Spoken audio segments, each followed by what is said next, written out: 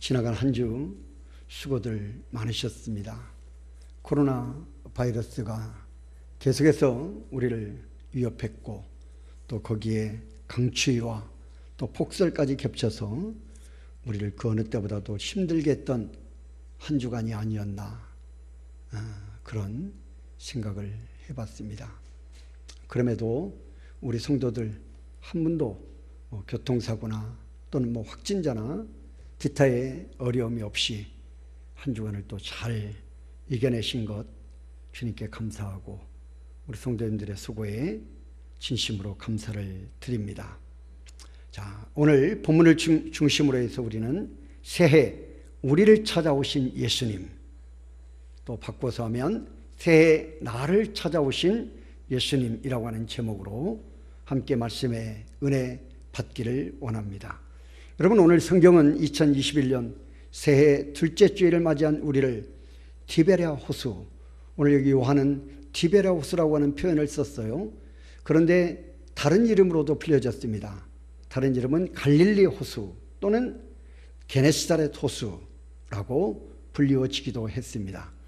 그래서 제가 이제 디베랴 호수라고 하기도 하고 갈릴리 호수라고 하면 한 호수를 말하는구나, 그렇게 이해하시면 되겠습니다.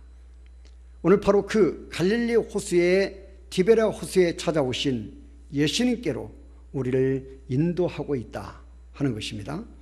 오늘 본문은 예수님께서 승천하시기 전에 갈릴리 호수에서 고기를 잡고 있던 7명의 제자들에게 나타난 내용을 기록해 놓은 것입니다.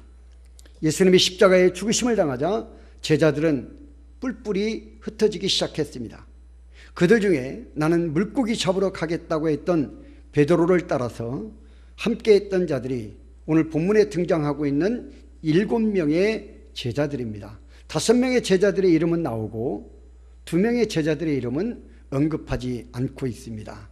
그러나 합하면 7명의 제자들이었다. 자, 예수님은 그들에게 찾아오신 목적이 있었다고 했습니다. 오늘 그 내용을 우리가 잘 이해하고 깨달음으로 인해서 2021년을 살아가는 우리의 삶에 정말 축복의 지혜, 축복의 능력으로 이 말씀을 받는 저와 여러분이 되시기를 주님의 이름으로 축원합니다. 새해에 우리를 찾아오신 예수님, 어떤 예수님입니까? 디베랴 호수, 갈릴리 호수에 찾아오신 예수님이십니다. 여러분, 본문 1절에 그 후에 예수께서 디베랴 호수에서 또 제자들에게 자기를 나타내셨으니 라고 말씀합니다. 여기 갈릴리 호수라고도 불리우는 디베랴 호수에는 지금 제자들이 무엇하고 있습니까? 고기잡이를 하고 있습니다. 여러분, 그 현장에 예수님이 친히 찾아오셨다 하는 것이에요. 제자들이나 아니면 어떤 누구의 요청에 의한 것이 아니었습니다. 예수님께서 자발적으로 그 제자들의 그 고기 잡는 현장에 찾아가신 것입니다. 예수님이 찾아오신 목적은 제자들 때문이라고 했습니다. 갈릴리 호수의 낭만을 즐기기 위함이 아니었다는 것이에요. 여러분, 여기 갈릴리 호수가 얼마나 아름다운가. 성지 답사를 가보신 분들은 아실 거예요. 우리 그 새벽에 아침에 조금 일찍 일어나서 동터울 때 갈릴리 호수로 우리가 나갔습니다. 호텔에서 갈릴리 호수가 가까워요. 그래서 우리가 나가서 이렇게 보는데요. 여기는 커다란, 우리가 쉽게 말하면 갈릴리 호수는 커다란 저수지라고 생각하시면 됩니다. 굉장히 크죠. 그 저수지이기 때문에 이렇게 파도가 치지 않아요. 물결이 잔잔합니다. 거기에 동이 터오르고 거기에 이렇게 새들이 날아다니는 모습들이 보여지는데요. 숙연해집니다. 거기에 서게 되면. 저는 성지답사 중에 가장 저에게 감동이 있었던 것이 어디냐 하면, 제가 그 예수님의 모세가 하나님을 만났던 시내산, 시내산은 지금 그 어려운 형편 때문에 갈 수가 없죠. 시내산, 그리고 두 번째는 갈릴리 호수, 또 세 번째는 또 우리가 예수님의 그 십자가를 지고 올라갔던, 그리고 예수님의 무덤이 있었던 그 골고다 언덕의 그 현장, 뭐 그런 우리가 곳이 될 것입니다. 제가 생각할 때는 여러 곳을 다닙니다마는 그렇습니다. 그 갈릴리 호수 거기에 가면 예수님의 사역의 3분의 2가 3년 동안의 사역 중에 3분의 2가 이 갈릴리 호수, 디베랴 호수를 중심하고 일어났습니다. 그래서 그 예수님의 그 갈릴리 호수를 걸으시는 모습이 상상이 될 정도예요. 너무나 아름답습니다. 여러분, 그 갈릴리 호수의 낭만을 즐기기 위해서 예수님이 찾아가신 것이 아니다. 갈릴리 호수의 맛집을 찾으신 것도 아니었습니다. 갈릴리 호수의 유력자를 만나기 위해서 갈릴리 호수에 가신 것도 아니었습니다. 오직 제자들 때문이었습니다. 오직 7명이 있는 그 제자들. 갈릴리 호수를 찾으신 본문의 예수님은 어떤 모습입니까? 요한복음 20장에 부활하신 예수님 사건을 기록해 놓고 있습니다. 여러분, 그 내용을 보아서 지금 갈릴리 호수에서 만나는 예수님은 죽음을 이기신 생명의 부활의 빛 되신 예수 그리스도를 말합니다. 다시 말하면 사망 권세를 이기신 부활의 능력을 가지신 예수님이 지금 갈릴리 호수의 현장에 찾아오셨다. 이런 예수님이 지금 디베랴 호수에서 제자들을 만나고 계신 것입니다. 여러분, 그 갈릴리 호수에 가셔서 예수님은 무엇 하십니까? 제자들을 불러주셨습니다. 오늘 요한복음 21장 5절입니다. 다 같이 읽어보겠습니다. 시작. 예수께서 이르시되 애들아 너희에게 고기가 있느냐? 애들아 너희에게 고기가 있느냐? 여러분, 제자들을 불러주셨습니다. 본문에 특별한 표현이 있습니다. 주님께서 제자들을 부르실 때 뭐라고 사용합니까? 애들아 라고 부르셨다는 것이에요. 이 애들아 라고 하는 표현은 주인이 종들에게 부담 없이 부르는 가장 친근한 호칭을 말하는 것입니다. 그러니까 예수님이 그 어느 때보다도 가장 친근한 마음을 담아서 제자들을 부르셨다. 그것이 애들아 라고 하는 표현입니다. 여러분, 제자들을 예수님은 다시 불러주셨습니다. 여러분, 그 예수님이 불러주신 제자들이 어떤 제자들입니까? 세 가지로 생각해 볼 수가 있습니다. 첫 번째는 그 제자들은 영이 실패한 제자들이었습니다. 요한복음 21장 3절입니다. 다 같이 읽어보겠습니다. 시작. 시몬 베드로가 나는 물고기 잡으러 가노라 하니 저희가 우리도 함께 가겠다고 배에 올랐다. 배에 올랐더니 라고 말합니다.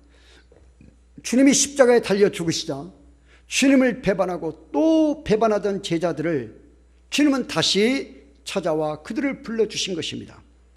여러분, 베드로는 물고기 잡으러 가겠다 하면서 제자들을 선동해서 6명의 제자들을 데리고 떠났던 자입니다. 다른 제자들도 그 베드로의 그 선동에 동조했습니다. 그래서 저들은 부활하신 주님을 등지고 다시 갈릴리 호수로 돌아와서 주님의 제자됨을 포기하고 고기잡이를 시작한 것입니다. 여러분, 또한 저들은 육신이 실패한 제자들이었습니다. 요한복음 21장 3절에 다 같이 읽어봅니다. 시작. 이 밤에 아무것도 잡지 못하였더니. 여러분, 5절에 보면 애들아 너희에게 고기가 있느냐라고 묻죠. 이 말은 너희 밤새껏 수고했는데 너희 고기 잡은 것이 있니? 하고 물어보시는 겁니다. 여러분, 이 질문에 대한 답변, 이 밤에 우리가 아무것도 잡지 못하였습니다 하는 대답입니다. 여러분, 저들은 부활하신 예수님을 본 후에도 또다시 세상으로 향하고야 말았습니다. 여러분, 그래서 육신의 썩는 양식을 위하여 그들은 배에 올랐고, 그리고 밤새껏 열심히 그물을 던지고 또 던지고 또 던지면서 고기를 잡기 위해서 모든 수고를 다했다는 것입니다. 결과는 무엇입니까? 그들이 고백한 대로 아무것도 없었다는 것입니다. 그물을 던지고 끌어올리는 수고를 열심히 했음에도 불구하고 그때마다 제자들이 던진 그물은 여러분 빈 그물, 텅텅 빈 그물이 되어지고 말았다는 것입니다. 그 결과 저들은 주님의 물으심에 고기가 없다, 한 마리도 없다, 즉 잡은 것이 없다, 한 마리도 잡은 것이 없다, 그렇게 대답한 것입니다. 성도 여러분, 그렇습니다. 능력의 근원이신 예수님을 등진 하나님의 백성, 하나님의 사람들에게는 아무것도 잡히는 것이 없다는 것이에요. 여러분, 그들은 가지가 나무에 붙어있지 않는 것과 같은 모습이기 때문에 그렇습니다. 여러분, 가지가 나무에 붙어있지 않아요. 그러면 그 가지에 어떻게 꽃이 피고 열매가 맺힐 수가 있겠습니까? 여러분, 제자들은 예수 그리스도께 붙어 있어야만 그 예수님께로부터 은혜와 능력을 받아서 그들이 그리스도인 또는 주님의 제자로서의 꽃이 피고 열매가 맺는 삶을 살아갈 수가 있는데, 그들은 부활의 실체를 보여주셨음에도 불구하고 그들은 주님을 떠나버리고 말았다는 것이, 예수님의 은혜와 능력이 저들과 함께 하지 않기 때문에, 예수님의 은혜와 능력이 저들에게 흘러 들어가지 않기 때문에, 떨어진 가지이기 때문에 그들에게는 아무것도 잡은 것이 없게 되었다 하는 것입니다. 영이 실패하고 육이 실패했습니다. 세 번째는 신령한 깨달음에서 그들은 실패한 자들입니다. 요한복음 21장 4절입니다. 예수께서 시작, 예수께서 바닷가에 서셨으나 제자들이 예수이신 줄을 알지 못하더라. 여러분, 저들은 부활하신 예수님을 만났던 제자들이에요. 이미 20장에 부활의 내용을 예수님께서 제자들에게 다 보여주셨습니다.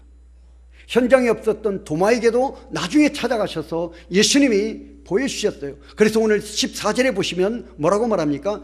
갈릴리 호수에서 제자들을 만나고 계시는 예수님이 부활하신 후에 몇 번째 제자들을 만났다? 세 번째입니다. 오늘 본문 14절에 그렇게 말해요. 세 번째 제자들에게 나타나신 것이다. 저들은 부활하신 예수님을 불신했다는 것이죠. 갈릴리 바다에서 다시 만나자고 하셨던 예수님의 약속도 그들은 잊어버리고 있다는 것이죠. 예수님이 제자들에게 말씀하셨어요. 갈릴리 호수에서 너희와 내가 다시 만나자 말씀하셨어요. 그 약속도 지금 잊어버리고 말았다는 것이죠. 여러분, 그래서 저들에게 주님이 친히 찾아오셨음에도 불구하고 예수님을 그들은 즉시 알아볼 수가 없었던 것입니다. 아마 저들은 새벽녘에 누가 고기를 사려고 바닷가에 사람이 나와서 기다리는 것으로 여겼을 것이다. 성도 여러분, 그렇습니다. 이처럼 그들은 영에도 실패하고 육에도 실패하고 신령한 깨달음에도 실패한 제자들이었다 하는 것이, 이들을 찾아가 주님이 지금 불러주신 것이다. 여러분, 주님은 부르시고 그들을 축복해 주셨습니다. 축복해 주시는 예수님이십니다. 요한복음 21장 6절입니다. 다 같이 읽어봅니다. 시작. 이르시되 그물을 배 오른편에 던지라. 그리하면 잡으리라. 할렐루야. 배 오른편에 던지라. 그리하면 잡으리라. 이르시되, 말씀하시되, 이 말이에요. 주님이 말씀하시되 그물을 배 오른편에 던지라. 그리하면 잡으리라. 여러분, 이 말씀은 밤새 그물을 던지며 고기를 잡으려고 온갖 수고를 다했으나 잡은 것이 없다고 대답한 제자들을 향하여 주님이 하신 말씀입니다. 이 말씀은 실패를 회복하는 명령입니다. 이 말씀의 명령은 실패를 성공으로 다시 완전하게 변화시키는 명령입니다. 확실한 성공을 약속해주는 명령입니다. 그리하면 얻으리라. 무슨 말입니까? 주님의 말씀대로 하면 된다는 것이에요. 주님의 말씀대로 하면 실패를 성공으로 다시 변화시킬 수 있다는 것이에요. 회복시킬 수 있다는 것이에요. 주님의 말씀대로 하면 된다는 것이에요. 이 말씀은 제자들을 축복으로 이끄는 주님의 명령입니다. 여러분, 그러면 제자들에게 임한 이 주님의 축복의 명령 속에 담겨진 축복의 내용들은 무엇입니까? 세 가지입니다. 첫째는 물질의 축복이었습니다. 요한복음 21장 6절, 이에 던졌더니 물고기가 많아 그물을 들 수가 없더라. 이에 무슨 말입니까? 주님의 말씀을 믿고 순종함으로 그들이 그물을 던졌다는 것이, 오른편에 던졌어요. 그랬더니 물고기가 너무나 많이 잡혀요. 그래서 뭐라고 말합니까? 들 수가 없었다. 끌어올리지를 못한다. 끌어올리지. 11절에 보면 그물을 육지에 끌어올리니 가득히 찬 물고기가 153마리라. 153 153마리다. 뭐라고 말합니까? 들 수 없는 축복에 이어서 가득히 찬 축복이다. 큰 물고기라고 그랬어요. 그러니까 큰 축복, 가득히 찬 축복, 들 수 없는 축복. 여러분, 이 사실 앞에 어떤 생각이 드십니까? 확실히 축복이란 주님이 주신 것이어야 한다. 할렐루야. 그렇습니다. 주님이 주신 것이어야. 주님이 주시면 이렇게 주신다는 것이에요. 어떻게 주십니까? 들 수 없을 정도로 주신다. 가득 차게 주신다. 큰 것으로 주신다. 작은 것들도, 작은 물고기도 얼마든지 있어요. 갈릴리 호수에 여러분 큰 물고기만 있는 것이 아니에요. 작은 물고기도 더 많아요. 그런데 주님께서는 그 많은 물고기들 가운데 큰 물고기로 주셨다는 것이죠. 만일 주님께서 주신 것이 아니면 사람은 아무것도 받을 수가 없다. 요한복음 3장 27절에 증언하고 있습니다. 우리 한번 다 같이 읽어보겠습니다. 요한이 시작. 요한이 대답하여 이르되 만일 하늘에서 주신 바 아니면 사람이 아무것도 받을 수 없느니라. 할렐루야. 하늘에서 주신 것이 아니면 사람은 아무것도 받을 수가 없다 하는 것이에요. 여러분, 우리 사람들은요 착각하고 교만합니다. 내 능력이 좋아서 성공을 하고, 내 머리가 좋아서 출세를 하고, 인물이 좋아서 출세를 하며, 운수가 좋아서 성공을 한다. 그렇게들 생각을 해요. 성도 여러분, 아닙니다. 아니에요. 우리 잊지 말아야 합니다. 사람이 가질 수 있는 모든 것은 하나님이 주셔야 받을 수가 있어요. 하나님이 주셔야 받을 수 있습니다. 하나님의 결제가 없는 장수 오래 사는 것 절대 안 되는 일이에요. 생사화복이 하나님의 주권에 있다. 우리 그리스도인들의 고백이지 않습니까? 장수 오래 사는 것. 여러분, 남편, 아내, 자식, 부귀, 영화, 성공, 여러분 이 모든 것 하나님이 주시지 않으면 우리 인생은 그 어느 것 하나도 소유할 수가 없어요. 소유할 수 없습니다. 이번에 제가 지난 수요일 날 병원에 갔는데, 이제 마지막 제가 치료 단계를 앞에 놓고 이제 2월 1일 날 제가 입원 날짜가 결정이 되어졌습니다. 마지막 이제 20일 정도 제가 입원을 해서 마지막 조혈모 이식을 하면 이제 치료의 전체적인 과정은 끝나게 되는데요. 그것을 위해서는 제 몸에 다용량의 항암을, 제가 지금까지 맞아왔던 항암보다 더 강한 항암을 제 몸에 맞아야 됩니다. 그래서 병원에서 그 항암을 내 몸이 이겨낼 수 있는가를 몸을 먼저 검사를 합니다. 종합검사를 하는 거예요. 그 치아부터 시작해서 이제 모든 몸 기관들을 간, 장, 전체를 다 지금 검사를 하고 있습니다. 그래서 그 강한, 몇십 배의 강한, 지금까지 맞았던 항암보다 몇십 배의 강한 항암이 내 몸에 들어왔을 때 내가 과연 그것을 버텨낼 수 있는가, 이겨낼 수 있는가를 검사를 하는 거예요. 그래서 지난 수요일 날 새벽부터 가서 오후 3시까지 검사를 다 받았습니다. 그런데 그때 누구를 만났냐면 깜짝 놀랐어요. 저 대전에 있는 이기환 목사님이라고 제 후배입니다. 대전에 있는 이기환 목사님을 만나. 이기환 목사님 아들이 백혈병이에요. 백혈병. 그 목사님 아들이 이제 초등학교 4학년인가 그렇습니다. 백혈병을. 그런데 1차 치료를 했는데 다시 재발이 돼서 2차 치료를 했어요.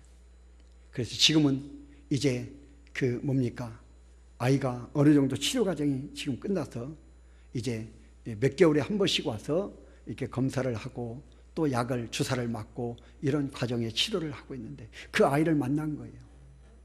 그 아이가 머리가 다 길었어요. 이제 머리도 다 길고 이제는 의젓한 학생이 되어졌어요. 그래서 제가 그 아이를 끌어안고 너 참 수고 많았다, 애썼다. 아이가 힘이 없어요. 힘내라, 힘내라. 이제 더 이상 이런 고통이 없을 거야. 너 참 대단해. 이런 고통을 2번씩이나 이겨내다니 너 참 대단하다. 그 아이가 백혈병에 걸렸는데 전국에서 그 아이에게 이제 골수이식을 해주는 사람들이 많이 나타나요. 저도 그 아이를 위해서 기도하고 우리 교회도 후원을 했거든요. 이제 골수 기증자들이 나타나서 그 아이가 치료를 잘 받고 이겨내고 있습니다. 여러분, 생명 하나님이 주시지 않으면 안 되는 거예요.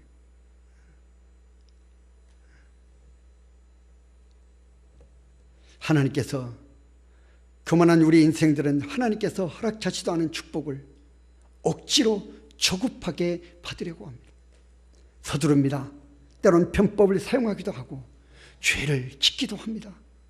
이런 우리를 향해 아브라함을 통해 하나님은 우리에게 교훈하고 있지 않습니까? 아브라함 보십시오. 자신이 늙어갑니다. 이미 하나님께서 갈대아우르 하란 땅을 떠날 때 내 본토 지적 아비집을 떠나 내게 지시할 땅으로 가라고 하시면서 하나님이 너희 자손이 번성하게 하겠다고 이미 약속하셨는데도 불구하고 그 약속을 잊어버립니다. 늙어가는 육체를 보고 아내의 경수는 끊어져 이제 더 이상 잉태할 수 없다 하는 위기 앞에 너무 조급해서 하나님의 약속마저 그는 어기고 여종 하갈을 취하여 이스마엘이라고 하는 아들을 낳았습니다. 여러분, 이것은 하나님의 뜻이 아니었고 하나님의 방법이 아니었습니다.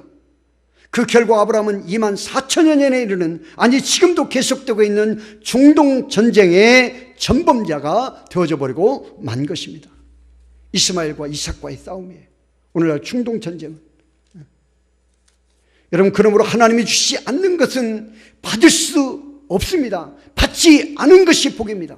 억지로 받으면 그것은 복이 아니라 우리에게 화가 된다는 것이죠. 오늘 본문의 제자들은 주님의 말씀에 따라 그물을 던졌습니다.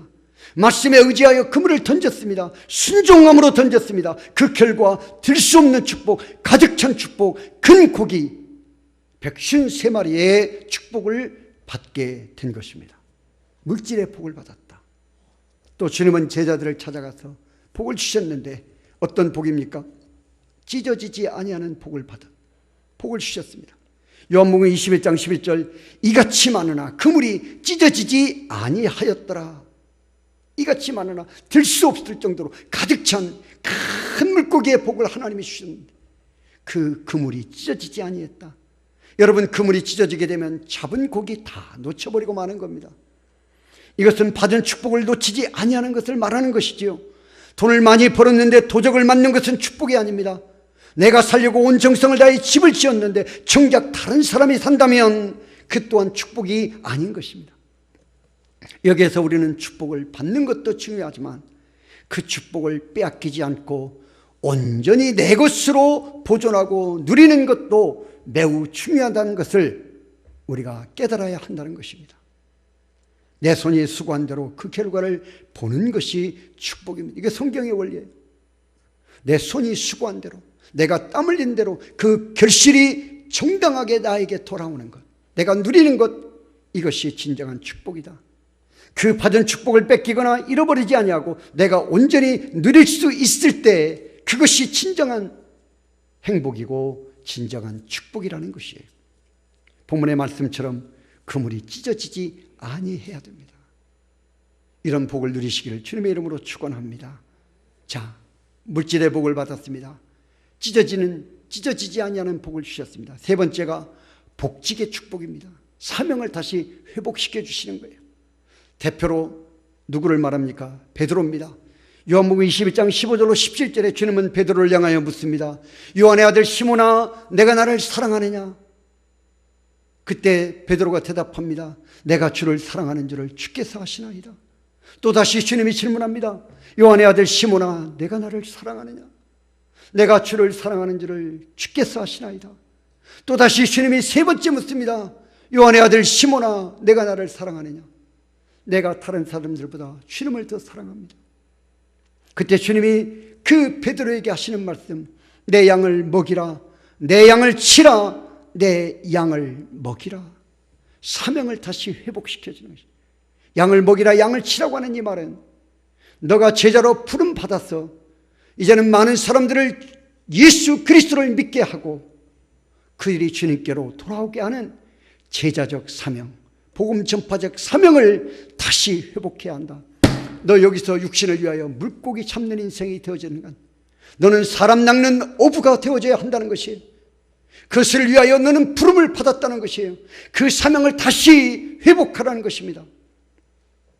처음 사랑으로 돌아가라. 처음 사랑으로 돌아가라. 주님의 제자요, 주님의 일꾼은 먼저 주님을 향한 사랑을 회복해야 한다. 그래서 주님은 너 나를 사랑하니? 너 나를 사랑하니? 3번씩이나 묻고 또 묻는 거예요.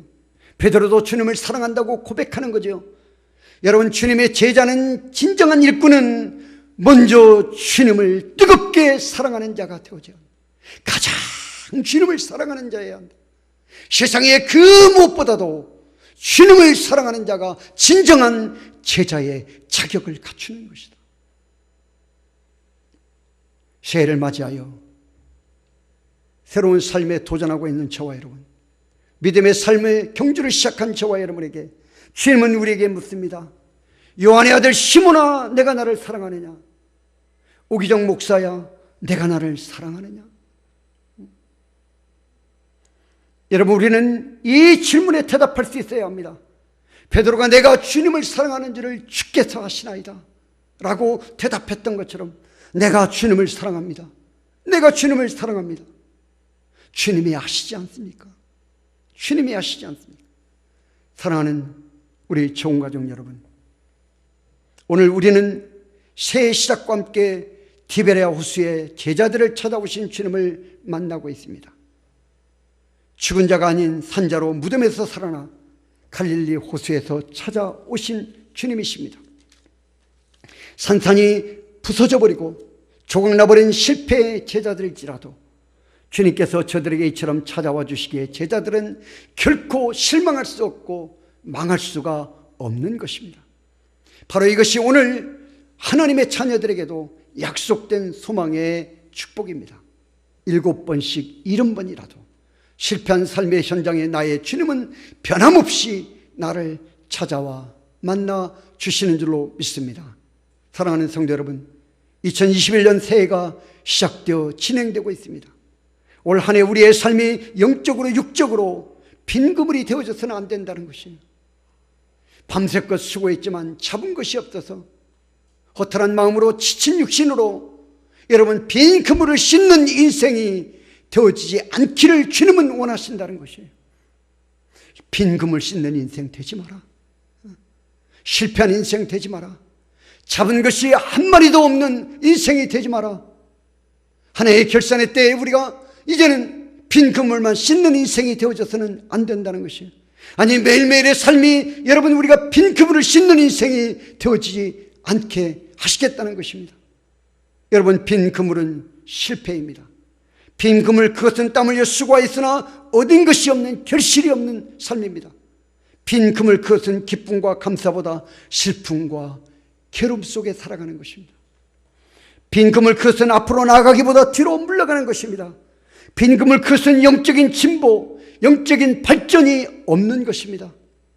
빈 그물, 그것은 성도라는 교인이라는 이름은 있으나 주님의 음성을 듣지 못하고 깨닫지 못하는 진정한 크리스천으로서의 삶을 살아가지 못하는 것입니다. 디베레아 호수에 아침이 동토올 때 밤새 수고하였으나 잡은 것이 없어 허탈한 심정과 지친 몸으로 빈 그물만을 씻고 있는 제자들의 모습이 2021년 우리의 모습이 되어져서는 안 된다는 것입니다. 목사인 저도 마찬가지입니다. 저는 한 해를 결산하면서 제가 여러분 설교 중에 송구영신 예배 중에 말씀드리지 않았습니까? 하나님, 2020년 우리 교회 결산을 했을 때 우리가 마지막 한 주를 남겨놓고 우리가 결산을 했을 때 84점 몇 %였습니다. 10억에 우리가 예산을 잡았는데 10억이 넘게 예산을 잡았는데 채워지지 않았어요. 8억 얼마밖에 되지 않았습니다. 그래서 이것도 감사하다.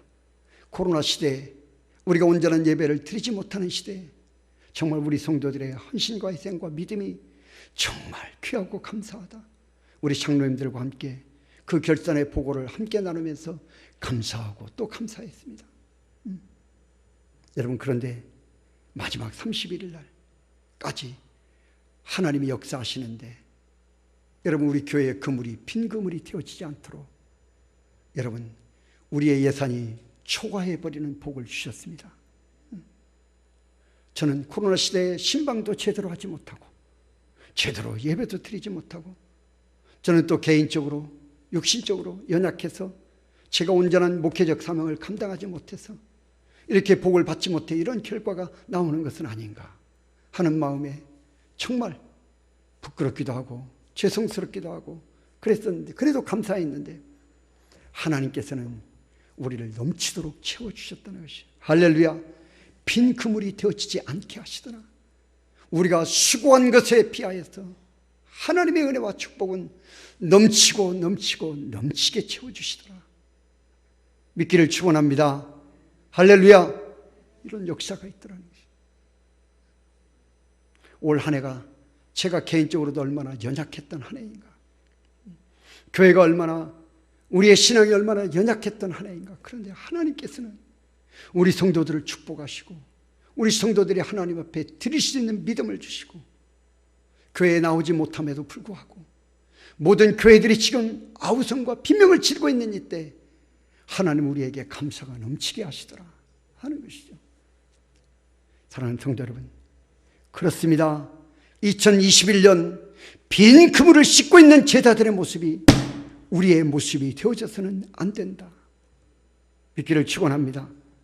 주님은 우리가 빈 그물만을 씻는 인생이 되기를 원하지 않으십니다.